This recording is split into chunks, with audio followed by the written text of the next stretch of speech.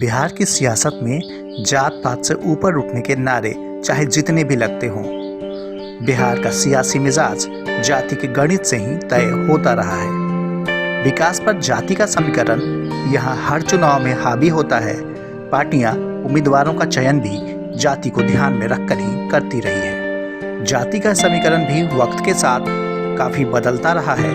1977 तक जहां बिहार की सियासत सवर्णों के केंद्र में रखकर हुआ करती थी, वहीं अब यह जगह दलित और पिछड़ी जातियों ने मजबूती से ले ली है। बिहार के पहले मुख्यमंत्री श्री कृष्ण सिंह से लेकर दीप नारायण झा, विनोदानंद झा, इंद्रश्री दुबे, केदार पांडे, भागवत झा आजाद, जगन्नाथ मिश्र वो सवर्ण समाज से आए नाम हैं जो बिहार के मुख्यमंत्री रहे हैं। पर अब सवर्ण समुदाय बिहार की सियासत में हाशिए पर खड़ा है। बदलाव की यह कहानी शुरू होती है 1977 के बाद से। इसके बाद मंडल कमीशन ने इसे और भी मजबूत कर दिया। बिहार में जगन्नाथ मिश्रा के बाद से अब तक कोई भी सवर्ण जाति का मुख्यमंत्री नहीं बन पाया और सियासी पंडितों की माने तो भविष्य में इसके आसार भी दूर दूर तक नहीं दिख रहे। 1990 में जब लालू प्रसाद यादव मुख्यमंत्री बने, तब से अब तक मुख्यमंत्री की कुर्सी पिछड़े और ओबीसी समुदाय के पास ही रही।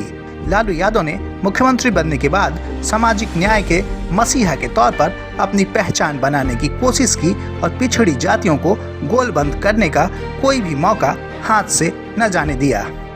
नीतीश कुमार ने विकास पुरुष की छवि पर जोर दिया।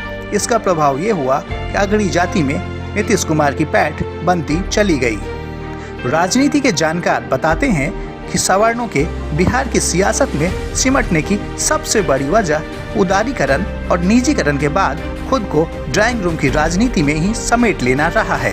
बिहार की राजनीति में सवर्ण जातियों के हाशिए पर आने की एक बड़ी वजह यह भी है कि काम की तलाश में सवर्ण देश के अन्य शहरों में बसने लगे और गाँव में उनकी संख्या घटती चली गई, जिससे वोट की ताकत कमजोर हुई और सियासत में उनकी पैठ भी कमजोर होती चली गई। मंडल आंदोलन ने पिछड़ी जातियों में यह संदेश कूट कूट कर भर दिया कि जनसंख्या में उनकी हिस्सेदारी सवर्णों से कहीं ज्यादा है, इसलिए सत्ता का केंद्र उनकी हाथों में क्यों न रहे।